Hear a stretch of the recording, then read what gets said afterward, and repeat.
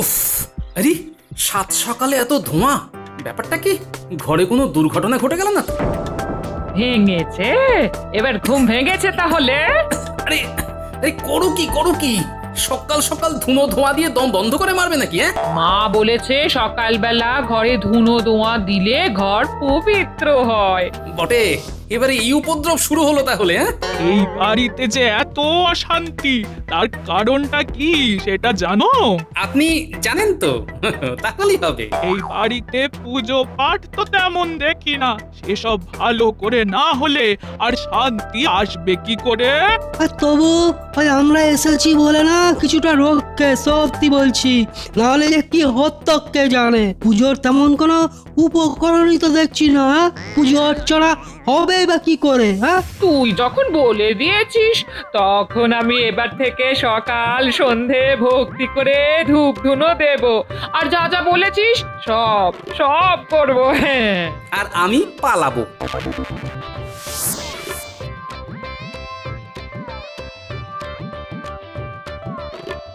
যেখানেই যাও বাবা, বাজারের থলিটা নিয়ে যাও। যাই করো আর তাই করো, সংসার ধর্ম তো আর ভুলে গেলে চলবে না।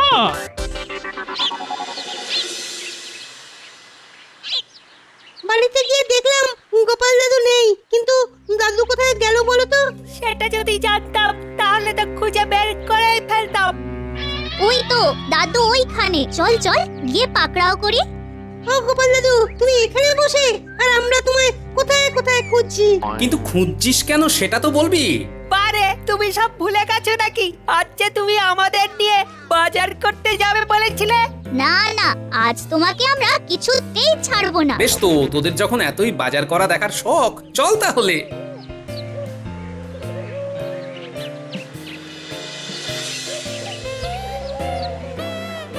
তুমি তো তাড়াহুড়ো করে চলে এসেছো, তাই দিদা আমাদের হাতেই কি কি আনতে হবে তার ফর্দ ধরিয়ে দিয়েছে। এই তো পড়ে দিচ্ছি, নেটে সিঁদুর, অগরু, লাল সুতা, বড় ঘট, ছোট ঘট, পঞ্চপ্রদীপ, দধি, দুধ, মধু, চিনি, তিল, ধান, ঘি, হরিতকি, মশকলাই, শ্বেতশস্য, সন্দেশ, বাতাসা, কুটির খইয়ের মুরকি, আর সুগন্ধি ধূপ, গুঞ্জুল আর ওরে ধূপ। থাম থাম থাম, এসব কি? হ্যাঁ, বাড়িটাকে তো দুজনে মিলে ওই মন্দির বা আশ্রম কিছু একটা বানিয়ে ছাড়বে বলে মনে হচ্ছে। সে যাই বানা, এরপরে আরো একটা ফর্দ আছে, তাতে আবার শাক সবজি মাছ মাংস দই মিষ্টি। তুই থামবি নাকি বাড়ি যাবি? আমাদের তুমি যত খুশি বাড়ি পাঠাতে চাও পাঠাও, তবে এই সব না নিয়ে তুমি কিন্তু বাজার থেকে বাড়ি ফিরতে পারবে না। হ্যাঁ, এই তামার পয়সা কটা দিয়ে কি কিনবো আর কি কিনবো না সেটাই তো বুঝতে পারছি না।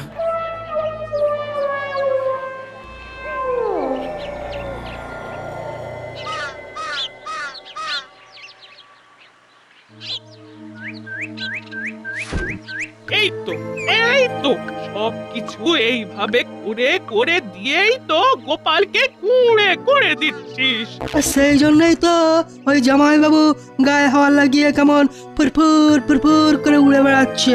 ও মা, তাই বুঝি? শোন, জামাইকে কিভাবে নাকে দড়ি দিয়ে খাটাতে হবে সেটা ঠিক আস্তে আস্তে শিখিয়ে দেব তোকে।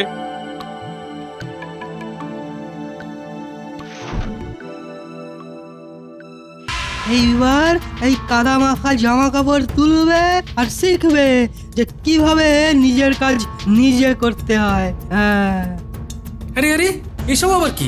দেখা দেখি না করে সোজা মাখামাখি, দেখাচ্ছি মজা। তেরে এসে কোনো লাভ নেই জামাইবাবু। হ্যাঁ, ওই দিদিও বুঝে গেছে যে ছেড়ে দিয়ে দিয়েই ওই আপনার এই অবস্থা হয়েছে। হ্যাঁ, তাই এবার থেকে কাজ করার অভ্যেস করো। তার মানে দুজনে মিলে গিন্নির মগজ ধোলাইটাও সেরে ফেলেছে। জল তো বেশ অনেক দূরই গড়িয়েছে দেখছি। এবার বলো তো বাবা জীবন, যে কাজটা তোমাকে দেওয়া হয়েছিল সেটা ঠিক মতো করেছো কি না? কাজের মাথায় বাজ। ওই ফর্দ দেখে আমার তো ফর্দাফাই অবস্থা। বলি, ঘরেতে পুজোর অনুষ্ঠান হবে নাকি অন্নপ্রাশন? হ্যাঁ, একদিক সামলাতে গেলে তো আরেক দিক খুলে যাচ্ছে, পয়সা শেষ। বলি জমানো পয়সা থেকে নিয়ে গিয়ে মাছ কিনে আনো তবে। না না, ওই শাশুড়ি আর শ্যালককে সামলাতে উপার্জন বাড়ানো ছাড়া আর উপায় নেই।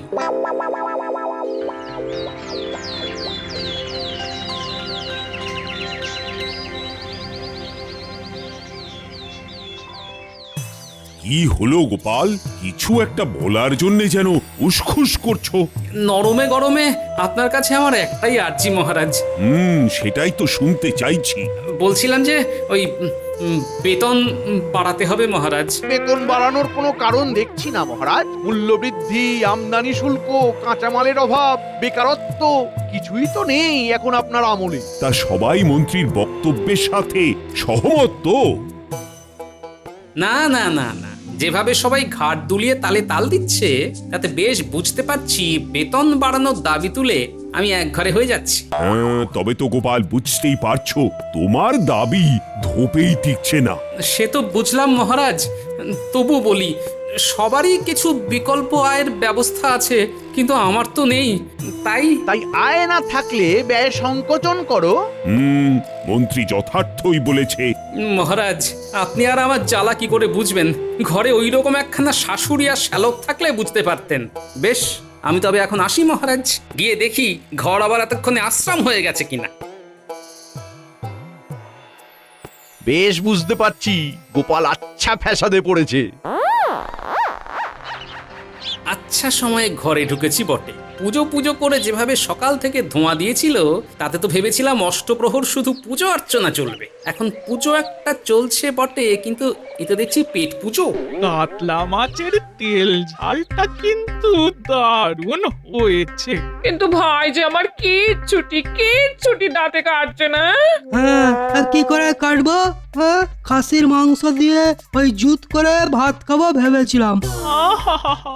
নে নে বাবা, আজ বরং কষ্ট করে ওই পাকা পোনার কাই ঝাল দিয়ে খেয়ে নে। আমি না হয় তোর জামাই বাবুকে বলে মাংসের ব্যবস্থা করছি। হ্যাঁ, কোনো ব্যবস্থা হবে না, বেতনের বেশিরভাগটাই তো শাশুড়ি আর শ্যালকের খাতির যত্নে চলে যাচ্ছে। ও মা গো, দুটো মাছ ভাত খাচ্ছি বলে এইভাবে কথা শোনাতে হবে? কথা শুনেই বা কি হচ্ছে? এক কান দিয়ে ঢুকছে তো আরেক কান দিয়ে বেরিয়ে যাচ্ছে। তাহলে জামাইবাবুর পক্ষে আর এইসব জোগাড় করা সম্ভব নয়, তাই তো? হ্যাঁ তো, বুঝতে পারছো তো? আমিও বুঝতে পারছি ব্যয় সংকট যদি করতেই হয় তবে এই মা বেটাকে কোণঠাসা করতে হবে।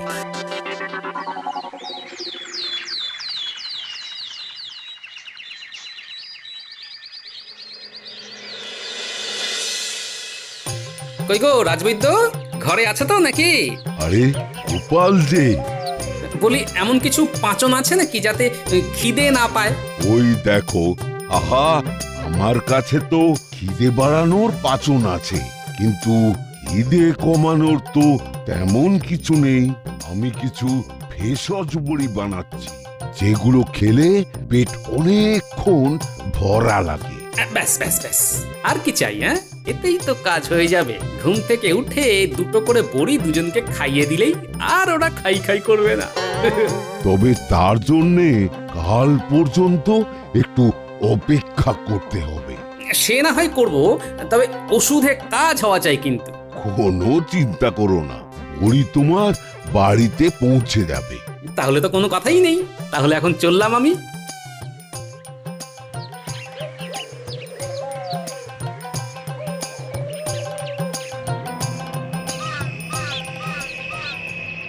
চল, আজ আর ওষুধ নিয়ে কাজ নেই।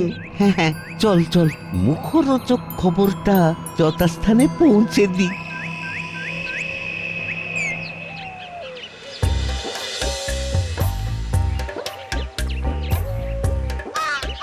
আরে আরে, ব্যাপার কি?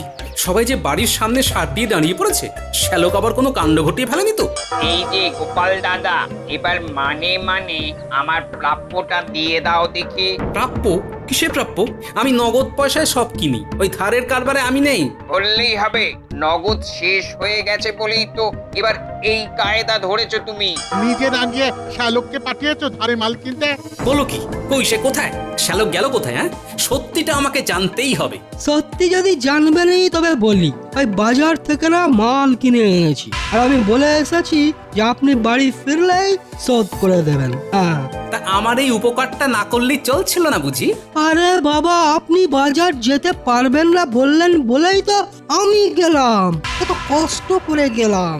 আসলে জামাইবাবুর কোনো কষ্ট হোক সেটা কি আমি চাই বলুন? আপনি বলুন জামাইবাবু। বটে, দাঁড়াও, আমিও কষ্ট দূর করার ব্যবস্থা করছি। আমার যা করার আমি ঠিক করব। পাওনাদারদের বিদায় করেই আমি শাশুড়ি আর শ্যালকের পেট আইঠাই করাবো। হ্যাঁ।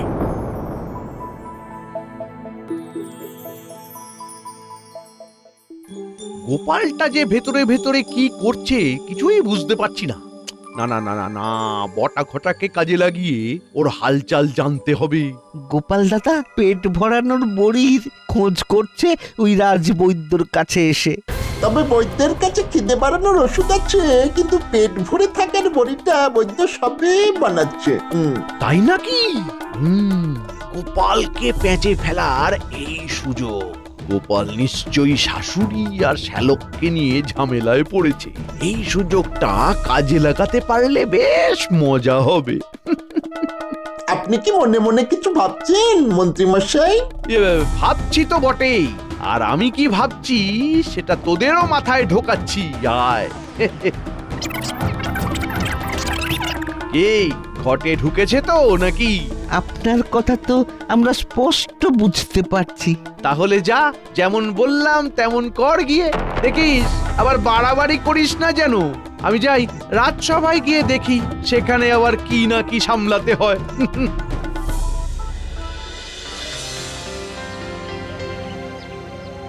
বুঝলে মন্ত্রী, এখন কদিন তোমাকেই এদিকে সব কিছু সামলাতে হবে। এ তো আমার দায়িত্বের মধ্যেই পড়ে মহারাজ।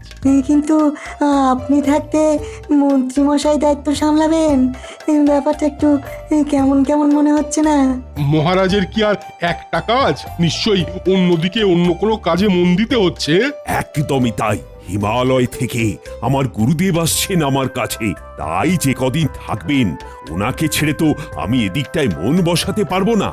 ততদিন সে তো বটেই মহারাজ, বাড়িতে কেউ এলে তার খাতির যত্নের ব্যাপারটা তো বাড়ির প্রধানকেই ভাবতে হয়। এটা তুমি একেবারে ঠিক বলেছ গোপাল। তবে খাতির যত্ন ভালো লেগে গেলে আপনার গুরুদেব কিন্তু একেবারে জাঁকিয়ে বসবেন আপনার কাছে, এটাও বলে রাখলাম। হ্যাঁ, তাই নাকি? বলো কি? তবে তো মুশকিল হবে। মুশকিলের আর কি আছে মহারাজ, আমি তো আছি। গুরুদেব যতদিন ইচ্ছে থাকুন, আপনি ওদিকটা সামলান আর আমি এদিকটা সামলাবো।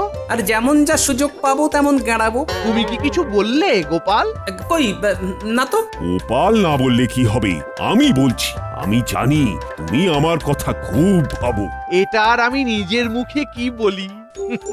আপনি নিজের কাজ করুন আর আমি নিজেরটা করি। মহারাজ করবেন গুরুর সেবা, পাবেন পুণ্য। আমাদের তখন সব কাজে মন্ত্রী মশাই দেবেন শূন্য। কবি কি বলছে মন্ত্রী? এমনটাই হবে নাকি? কি যে বলেন মহারাজ, আপনি যেমন যেমনটা করেন আমিও তো আপনার পথেই চলি। সে আর বলতে। তবে আমিও তককে তককে থাকবো, সুযোগ পেলেই আপনাকে পথে বসাবো মন্ত্রী মশাই। এখন দেখি বৈদ্য কি খেল দেখায়।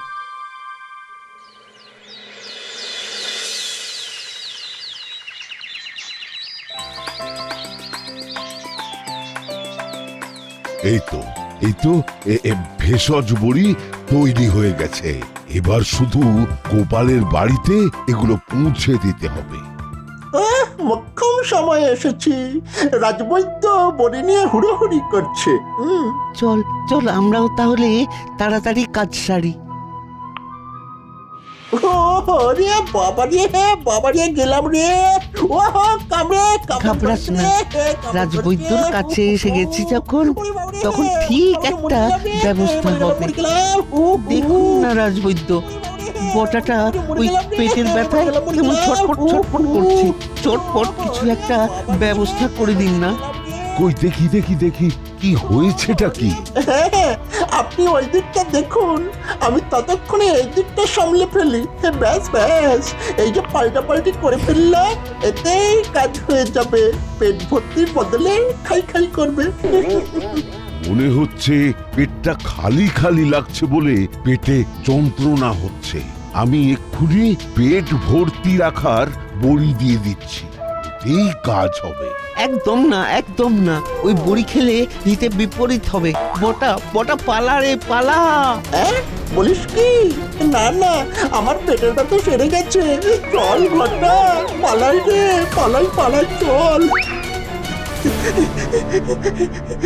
ব্যাপারটা তো ঠিক বুঝলাম না, এদের দুজনের হলোটা কি? সে যাই হোক, যাই যাই গিয়ে গোপালকে আবার সামলে দিয়ে আস।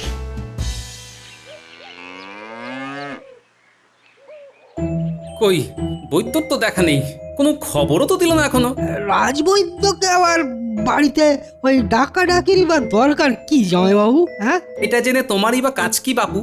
না, এই বলছিলাম কি, ওই রাজবৈদ্য যদি মাথা ঠিক করার উপায় জেনে থাকে তাহলে বরং ওই সেই সব বড়ি নিয়ে আসুক। তাই নাকি? বাহ, তোমার মাথাটা তো আজকাল বেশ খুলছে দেখছি। হ্যাঁ, কিন্তু ওই আপনার মাথাটাই তো খারাপ হয়ে গেছে দেখছি। হ্যাঁ, বাড়িতে কোনো রোগ নেই, জ্বালা নেই, কিছু নেই, অথচ আপনি বৈদ্যকে ডেকে আনছেন। কি যে করেন না মাঝে মাঝে। রোগ জ্বালা নেই বটে, কিন্তু হতে কতক্ষণ? আহা, জামাইয়ের যেন চিন্তার শেষ নেই। আমার কি আর শুধু নিজেরটা নিয়ে ভাবলে চলবে? ঘরে শাশুড়ি আর শ্যালক অতিথি হয়ে আছে, তাদের সুস্থ রাখাটাও তো আমার কর্তব্যের মধ্যে পড়ে। আপনাদের দেখাশোনার কথা যখন মহারাজ স্বয়ং বলে দিয়েছেন, তখন তার কথা তো আর অমান্য করা যায় না। এই যে গোপাল, তোমার সেই বড়ি এনেছি। বড় ভালো সময় এনেছেন রাজবৈদ্য। আমাদের হোক না হোক, আগে শাশুড়ি মাতা আর শ্যালককে খাইয়ে ওদের সামলে রাখি। নিন নিন, ঝপ করে খেয়ে নিন দেখি। ও মা, কি করি মা? হ্যাঁ, কড়াকড়ির আর কি আছে? মহারাজ বলেছেন যখন, তখন আরে না খেয়ে উপায় কি?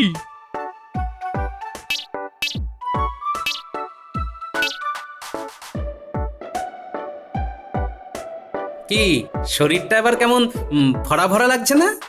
মোটেই না, মোটেই না। উল্টে উল্টে কেমন ফাঁকা ফাঁকা লাগছে। ওই খালি মনে হচ্ছে কি, ওই কি খাই কি খাই, কি খাই কি খাই। ওরে বাবা, ওরে বাবা, এমন খিদে তো আগে কখনো পাইনি। ওরে ও মেয়ে, মুড়ি চিড়ে কি আছে নিয়ে আয় আগে। আজ মনে হচ্ছে এক মন চালের ভাত একাই খেয়ে নেব। এই মরেছে, এ আবার কি হলো? না না না, এমন তো হওয়ার কথা নয়। আরে, এক কাণ্ড ঘটাতে গিয়ে আরেক কাণ্ড হয়ে গেল। এবার সামাল দিয়ে কি করে? ও মা গো, এরা এমন খাই খাই করছে কেন? তুমি নাটের গুরু, নিশ্চয়ই যেমন তেমন কিছু একটা খাইয়েছো। কি বললে গিন্নি? নাটের গুরু? এই তো এবার তাহলে এই গুরুদেবী ভরসা। আগে আপনাদের সঙ্গে নিয়ে আমি গুরুদেবের দর্শনে যাব। আসুন আসুন আমার সঙ্গে।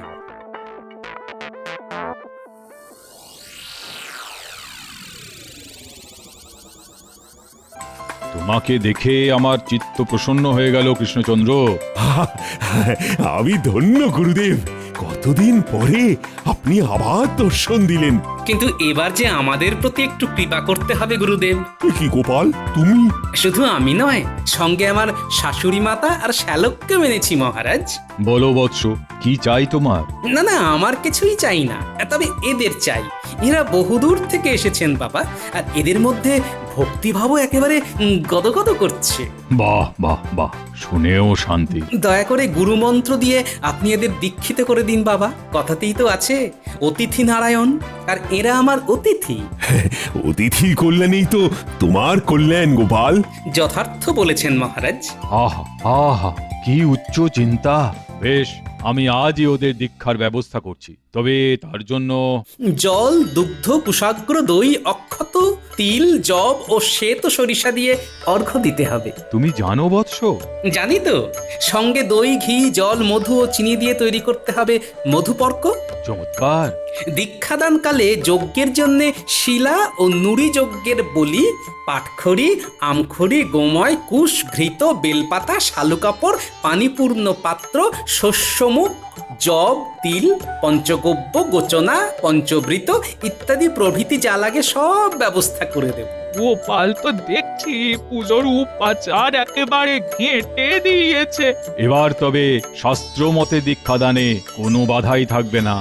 জোগাড় যন্ত্র যা করার তুমিই করো তবে। আরে অর্থের ব্যাপারে ভেবো না। বেশ, তাই হবে মহারাজ।